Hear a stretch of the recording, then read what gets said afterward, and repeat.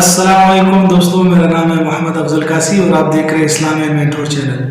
آج چوتھے پارے کا خلاصہ بیان کیا جائے گا اور سورہ ال عمران چل رہی ہے جس کا تعارف پیچھے گزر چکا ہے۔ آج ان کے آخری پاؤ تقریباً باقی ہے۔ تو لن تنالوا البر سے چوتھے پارے کا آغاز ہوتا ہے اور آغاز ہی ہوتا ہے کہ اپنے مالی حقوق میں سے جب آپ صدقہ کسی کو دو تو اچھی چیز صدقہ کیا کرو۔ اس وقت تک نیکی حاصل ہی نہیں کر سکتے جب تک تم اپنی محبوب چیز کو اللہ کے راستے میں خرچ نہ کرو۔ تو آج دیکھا گیا ہے کہ لوگ جو چیز بالکل کام کی نہیں ہوتی وہی چیز صدقہ کرتے ہیں، وہی اللہ کے راستے میں دیتے ہیں۔ اس طرح نہیں کرنا چاہیے۔ اس سے ایک لطیفہ یاد آیا کہ ایک شخص تھا، وہ کسی گھر میں گیا اور کہا کہ اللہ کے نام پہ کچھ دے دو۔ تو گھر سے ایک بچہ نکل آیا اور اس نے کہا کہ پیسے تو نہیں ہے، شربت پینی ہے۔ تو انہوں نے کہا بالکل پینی ہے، دے دے۔ تو انہوں نے ایک گلاس شربت پلائی، پھر دوسری گلاس، تیسری گلاس، 4-5 گلاس شربت پینے کے بعد اس فقیر نے کہا کہ ماشاءاللہ بہت سخی لوگ ہو، اتنی شربت آپ نے میں پلائی۔ تو بچے نے کہا سخی نہیں ہے ہم لوگ، بلکہ شربت کا جو جگ ہے اس میں چھوڑ گر گیا تھا، کوئی پینے والا نہیں تھا، اس وجہ سے ہم نے آپ کو یہ پلائی۔ تو اسی طرح ہم لوگ کرتے ہیں کہ جو بالکل آخری درجے کا مال ہوتا ہے وہی ہم صدقہ کرتے ہیں، تو اس طرح نہیں کرنا چاہیے۔ اور آگے چل کر شبہات کا جواب دیے گئے، 2 شبہات جو اہل کتاب کرتے تھے یہودی مسلمانوں پہ۔ پہلا شبہ کہ حضرت ابراہیم علیہ السلام کے دور میں حضرت ابراہیم علیہ السلام پر بھی اونٹ حرام تھا، تو آپ لوگ کیوں اونٹ کھاتے ہیں، اس کو حلال سمجھتے ہیں؟ تو اس کا جواب دیا گیا ہے کہ حضرت ابراہیم علیہ السلام پر بھی اونٹ حرام نہیں تھا، اس وقت بھی اونٹ حلال تھا۔ اور دوسرا شبہ یہ کیا گیا ہے کہ بیت المقدس کو کیوں آپ نے قبلہ چینج کر دیا اور بیت اللہ کی طرف، حالانکہ بیت المقدس یہ پرانی جگہ ہے اور پہلی بہت ہی عظمت والی جگہ ہے۔ تو اس کا جواب دیا اللہ تعالیٰ نے کہ بیت اللہ خانہ کعبہ یہ سب سے پہلا گھر ہے جو اس دنیا میں بنایا گیا ہے، اور اسی کی طرف لوگ حج کرنے کے لیے جاتے ہیں۔ جیسے پچھلے اس میں ویڈیو میں بھی میں نے بتایا کہ کوشش کرے کہ جن کے پاس وسائل ہیں وہ فوراً حج کر لیں۔ ایک غلط فہمی یہ ہوتی ہے کہ پہلے بچوں کی شادی کرا دو، بچوں کی شادی کرا دو پھر حج کروں گا، یہ غلط فہمی نکال لیں اور جب بھی آپ کو موقع ملے آپ حج کر لیں۔ اور بعض لوگ کہتے ہیں کہ جب بوڑھے ہو جائیں گے تب حج کریں گے۔ بھائی موت کا کوئی بھروسہ نہیں ہے، ڈیتھ کیپس نو کیلنڈر، موت کب آ جائے۔ تو عقل مند شخص وہ ہے جو مرنے سے پہلے مرنے کی تیاری کر لے۔ تو اسی حوالے سے کوشش کریں کہ ہم حج، اگر ہمارے پاس وسائل ہے تو ہم حج کر لیں۔ اور آگے اس صورت میں آیت نمبر 100 سے لے کر ختم صورت تک امت مسلمہ کی تربیت کے حوالے سے بات کی گئی ہے کہ جماعت کی تنظیم کے 5 اصول بتائے ہیں کہ جو ٹیم ہے اس کو آپ نے کیسے مینج کرنا ہے، اس کے 5 اصول بتائے ہیں۔ یا الذین آمنوا ان تطیعوا فریقا من الذین اوتوا الکتاب، یہاں سے لے کر 120 نمبر آیات تک یہ اس میں بتایا گیا ہے کہ 5 اصول ہیں۔ نمبر 1 ملی تشخص کا تحفظ کرنا ہے۔ آیت نمبر 100 اور 101 میں یہ بتایا کہ دوسروں کی نقالی نہیں کرنی، دوسرے قوموں کی، بلکہ اپنا ملی تشخص باقی رکھنا ہے اور اس کو ختم ہونے سے بچانا ہے۔ اور نمبر 2 بتایا گیا کہ ٹیم کے لیے لازمی ہے کہ وہ تقوی کا اہتمام کرے۔ یا الذین آمنوا اتقوا اللہ حق تقاتہ، کہ جتنا تمہارے بس میں ہے اتنا تقوی آپ اختیار کرو۔ اور تیسرا بتایا کہ اتفاق اور اتحاد، واعتصموا بحبل اللہ جمیعا، کہ اللہ کی رسی کو مضبوطی سے تعمیر رکھو۔ آج جو امت مسلمہ پر زوال آیا ہے وہ اسی وجہ سے آیا ہے کہ سارے مسلمان آپس میں لڑ رہے ہیں، اور کہیں رنگ و نسل کی جنگ چل رہی ہے، اور کہیں صوبوں کی جنگ چل رہی ہے، کہیں فرقواریت کی جنگ ہے، کہیں قومیت کی جنگ ہے۔ تو ان تمام چیزوں میں ہمیں تقسیم کیا گیا اور آج ہم زوال کی طرف جا رہے ہیں۔ تو ہم سب کو ایک ہونا چاہیے، ہم سب مسلمان ہیں، ہمارا قرآن ایک ہے، ہمارا کعبہ ایک ہے، ہمارا رسول ایک ہے اور اللہ ایک ہے۔ تو ہم سب کو ایک ہو کر اس مسلمانیت کو اپنانا ہے اور اسی کی آگے پرچار کرنی ہے۔ نمبر 4 نصب العین سے لگاؤ، کہ مسلمانوں کو بتایا گیا کہ تمہارا نصب العین امر بالمعروف و نہی عن المنکر ہے۔ بتایا گیا کہ کنتم خیر امۃ اخرجت للناس تأمرون بالمعروف و تنہون عن المنکر، کہ تم بہترین امت ہو، لوگوں کی نفع رسانی کے لیے نکالی گئی ہو تم کیا کرتی ہو؟ لوگوں کو بھلائی کی طرف بلاتی ہو اور برائی سے منع کرتی ہو اور اللہ رب العزت پر ایمان رکھتی ہو۔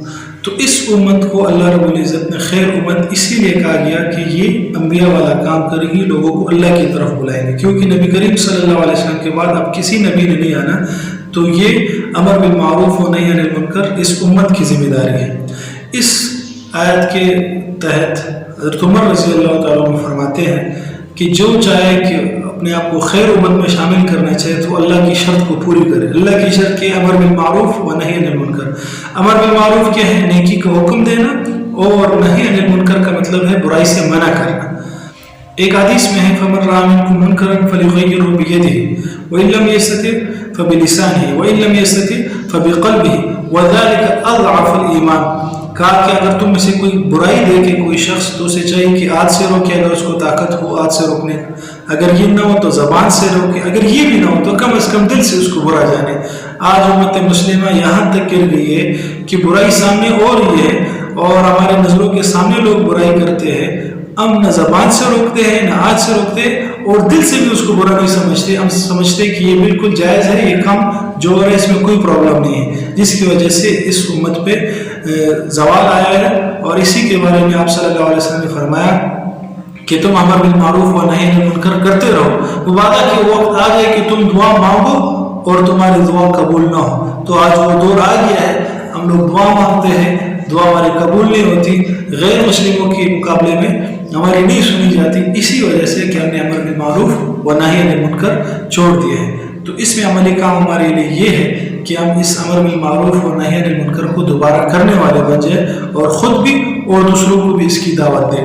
آگے آیت نمبر 121 سے لے کر ختم سورت تک امت کی تربیت کے حوالے سے 6 ہدایات دی گئی ہیں، اور اس میں غزوہ بدر کے واقعے کی طرف اشارہ کیا گیا ہے اور غزوہ احد کی طرف اشارہ کیا گیا ہے۔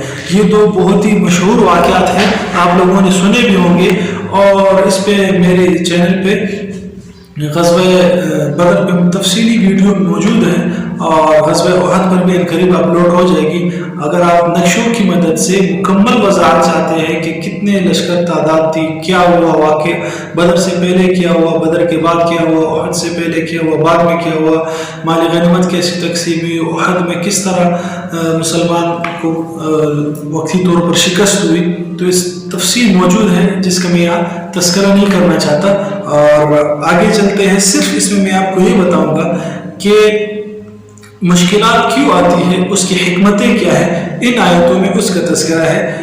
پہلی حکمت یہ ہے کہ خود اعتمادی پر سے بھروسہ اٹھ جائے اور بھروسہ اللہ کی ذات پہ آ جائے کہ اللہ کی مرضی ہوگی تبھی کام ہوگا، میرے چاہنے سے کچھ نہیں ہوگا۔ ہاں محنت کرنی ہے، اپنے آپ پر بھروسہ تو رکھنا ہے، محنت کرنی ہے، لیکن بھروسہ صرف اللہ پہ ہے، محنت پہ نہیں ہے کہ اس محنت کی وجہ سے میں کچھ نہیں ہوگا۔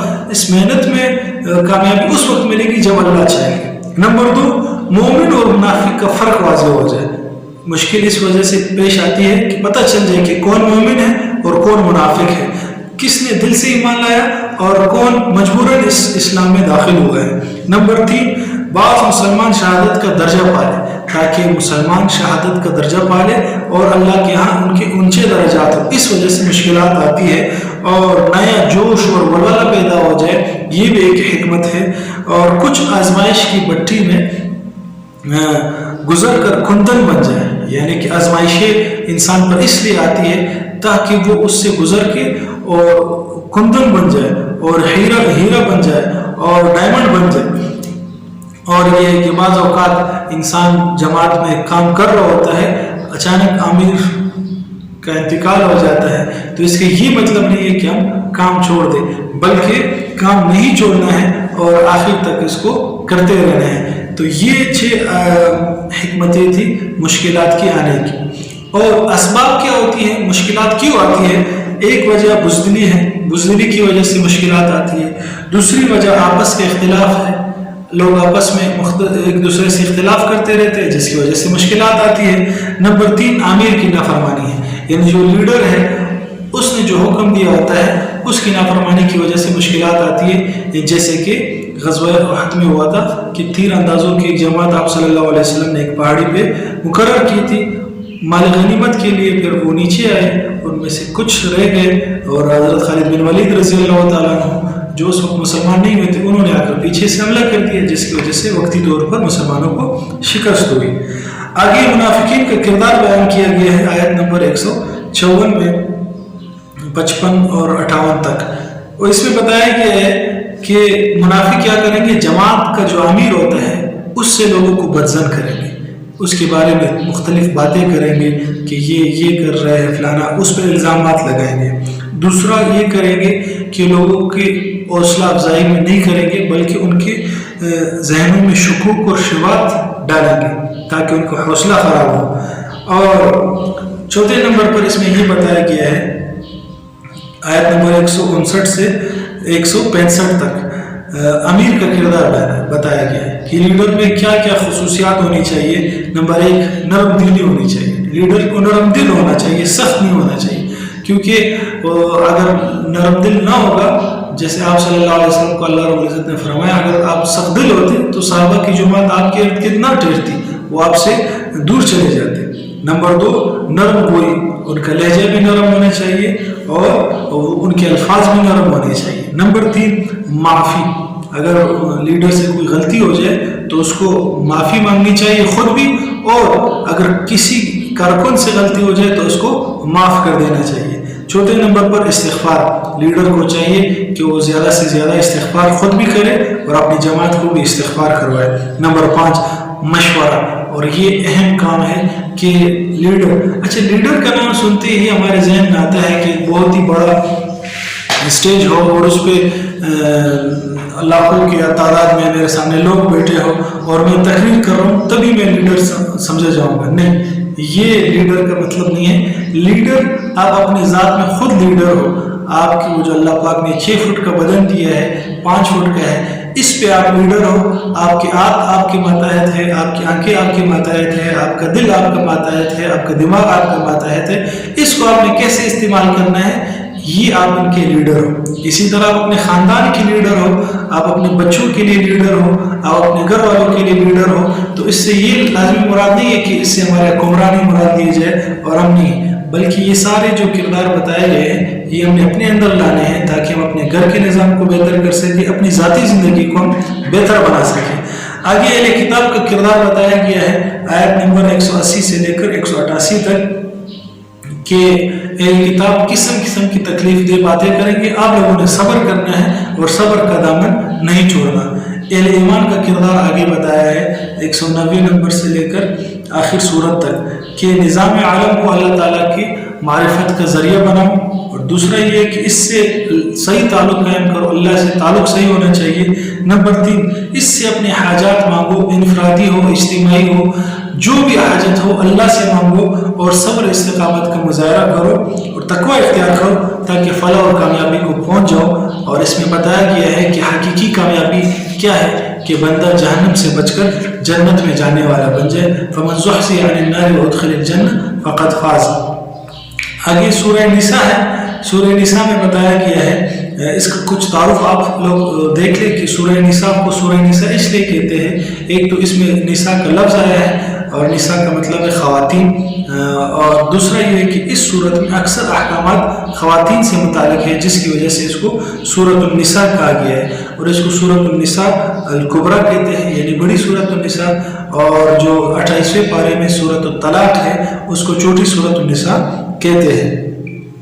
तकरीबन एक पाव सूरत निसा का 4थे पारे में है, बाकी आगे 5वें पारे में आएगा। तो इसमें इसका आप रब्त सुन ले कि पिछली सूरत से इसका रब्त क्या है। पिछली 2 सूरतों में यहूदियों और नसरानियों के बातिल होने को साबित किया गया और मुसलमान का हक पर होना ये साबित किया गया। अब उम्मत मुस्लिमा के लिए माशरे और रियासत के निज़ाम का तस्करा है। और पिछली सूरत में यहूद और नसारा के हालात का बयान हुआ, इस सूरत में अरब के जो जाहिली माशरा था उसका बयान होगा। और इल्मुल अखलाक में ये बात साबित है कि अखलाक हमीदा के उसूल 4 हैं, इल्म, शुजाअत और अदल और इफ़्फ़त। पहले 2 का बयान पिछली सूरतों में हुआ, इस सूरत में आखिरी 2 का बयान होगा, यानी अदल और इफ़्फ़त का, यानी इंसाफ और पाक दामनी का इसमें बयान होगा। اب آتے ہیں اس کی تفصیلی تشریح کی طرف۔ اس حصے میں معاشرے میں قیام عدل کی بات ہوگی، آیت نمبر 1 سے لے کر آیت نمبر 57 تک۔ اب یا ایھا الناس اتقوا ربکم الذی خلقکم من نفس واحدہ، یا اس میں بتایا گیا ہے کہ آپس میں اتفاق اور اتحاد سے رہو اور کوئی قبیلہ دوسرے قبیلے پر برتری نہیں رکھتا۔ تقویٰ جو ہے یہ برتری کا معیار ہے، اس سے ہٹ کر کوئی رنگ، کوئی نسل، کوئی قومیت یہ برتری کا معیار نہیں ہے۔ آگے آیت نمبر 2 سے لے کر 14 تک اس میں مالی حقوق کے بارے میں بتایا گیا ہے، کچھ احکامات بتائے گئے کہ یتیموں کے مال کو نہ کھاؤ، اگر آپ نے یتیموں کے مال سے کچھ حصہ لینا ہے اور اگر آپ خود ضرورت مند ہے تو ان سے اجازت لے لو، اور اگر یتیم بچہ چھوٹا ہے تو اس کا مال حوالے نہ کرو، اور یتیم بچیوں کے نکاح کے حوالے سے بتایا گیا ہے۔ اور اسی طرح بتایا گیا ہے کہ وراثت کی تقسیم کے بارے میں بتایا۔ پہلے زمانے میں جاہلیت میں عرب لوگ عورت کو کچھ میراث میں حصہ نہیں دیتے تھے اور کہتے تھے کہ ہم کیسے اس کو حصہ دے دیں کہ جو نہ گھوڑے پر بیٹھ سکتی ہے نہ جنگ کر سکتی ہے، تو ہم اس کو حصہ نہیں دیں گے۔ اسلام نے عورت کا یہ حق تسلیم کیا اور اس کو میراث میں حصہ دیا، تو اس کا بھی اس میں تذکرہ ہے۔ اور بتایا کہ تقسیم کے وقت میراث کے غیر مستحق غریب رشتہ داروں کو کچھ خرچے کی ادائیگی کرو اور معقول جواب دو۔ اور تفصیلی میراث کے جو مسائل ہیں وہ بیان کیے گئے ہیں۔ پارہ نمبر 4 کے آخر میں خاندانی حقوق میں عدل اور انصاف کے بارے میں بتایا گیا ہے کہ اس میں اگر آپ چاہتے ہو کہ خاندان کیسے بنایا جائے، کیسے مضبوط ہو اور کس طرح اس کو چلایا جائے، جو 6 احکامات اس حوالے سے بتائے گئے ہیں، جس میں سے 2 اس بارے میں ہے لن تنالوا میں یعنی 4 پارے میں، اور باقی 4 اگلے سورہ اگلے پارے میں 5ویں پارے میں اور محسنات میں ہوں گے۔ اب جو 2 اس میں بتائے گئے ہیں اس میں پہلے نمبر پر بیویوں کی قسمیں بتائی گئی ہیں اور ان کے احکامات بتائے گئے ہیں کہ بد کردار ایک بیوی ہوتی ہے تو ان پر سزا نافذ ہوگی۔ نمبر 2 بد اخلاق ہوتی ہے تو ان کے ساتھ نباہ اگر نہیں ہو سکتا ہے تو اس کو چھوڑنے کی اجازت ہے۔ نمبر 3 بدصورت ہے، اگر کوئی بدصورتی پر صبر کرے تو شاید اس کے لیے کوئی خیر کا ذریعہ بن جائے۔ تو آیت نمبر 15 سے لے کر 19 تک یہ بیویوں کی قسمیں بتائی گئی ہے، اور آگے محرمات کی تفصیل بتائی گئی ہے، یعنی جن سے نکاح نہیں ہو سکتا، جن سے نکاح کرنا حرام ہے، ان کے بارے میں بتایا گیا ہے۔ تو وہ 2 قسم ہیں، ایک ہے ابدی حرمت جو ہمیشہ کے لیے حرام ہے، اور ایک ہے وقتی حرمت جو کسی وجہ سے حرام ہے لیکن اگر وہ وجہ دور ہو جائے تو دوبارہ اس سے نکاح کیا جا سکتے۔ تو ابدی حرمت جن سے ہمیشہ کے لیے نکاح حرام ہے وہ 3 اسباب ہیں، نسب یعنی کہ اولاد میں سے، نمبر 2 سسرال یعنی جہاں شادی ہو جائے اور ساس بھی حرمت ہو جاتی ہے وہاں پہ، اور نمبر 3 رضاعت، اگر کسی نے کسی بچے یا بچی کو دودھ پلایا تو وہ بھی آپس میں پھر کیا بھائی بہن ہوں گے۔ اور وقتی حرمت یہ ہے کہ محرم کو جمع کرنا، یعنی ایک وقت میں 2 بہنوں کو ایک نکاح میں آپ نہیں رکھ سکتے، تو یہ وقتی ہے۔ اگر ایک بہن مر جائے یا اس کو طلاق دے دے تو دوسرے بہن سے آپ نکاح کر سکتے ہیں۔ اور دوسرا شادی شدہ ہونا، کہ جو عورت شادی شدہ ہے اس سے بھی آپ نکاح نہیں کر سکتے۔ نمبر 3 کافر ہونا، اگر ایک عورت کافر ہے تو اس سے بھی آپ نکاح نہیں کر سکتے۔ تو ناظرین یہ 4 پارے کا خلاصہ تھا۔ تو اس میں عملی کام ہمارے لیے بہت سارے بتائے گئے کہ تقویٰ کا اہتمام کرنا ہے، اسی طرح اپنے خاندان کے نظام کو مضبوط کرنا ہے، اور لیڈرشپ کے بارے میں بتایا گیا کہ لیڈر کس طرح ہوتا ہے، اس کی کیا کردار ہوتے ہیں، وہ ہم نے اپنانے ہیں، اور جماعت ٹیم مینجمنٹ کے حوالے سے جو اصول بتائے گئے وہ اس پر عمل کرنا ہے، اور حکمتیں بتائی گئی ہیں کہ مشکلات کیوں آتی ہیں، اور اسباب بتائے گئے کہ مشکل آنے کے اسباب کیا ہیں۔ تو ان ساری باتوں پر اللہ پاک ہمیں عمل کرنے کی توفیق عطا فرمائے، اور غزوہ احد اور غزوہ بدر کے بارے میں تفصیلی انشاءاللہ ویڈیوز آپ کو نیچے لنک میں ڈسکرپشن میں مل جائے گی لنک، وہ آپ دیکھ لیں تاکہ غزوہ بدر کی پورا واقعہ آپ کو سمجھ میں آ جائے۔ غزوہ احد بھی قریب ہم اپلوڈ کر دیں گے، اس کو بھی آپ دیکھ لیں، اور چینل اگر آپ نے سبسکرائب نہیں کیا تو سبسکرائب کر لیں تاکہ اسلام کو پھیلانے میں آپ کا بھی حصہ ہو اور یہ پیغام اگر آپ کو پسند آئے تو آگے اس کو فارورڈ کر لیں تاکہ زیادہ سے زیادہ لوگ قرآن کو سمجھنے والے بن جائیں اور اس پیغام پر عمل کرنے والے بن جائیں. جزاکم اللہ خیر، احسن الجزاء. السلام علیکم.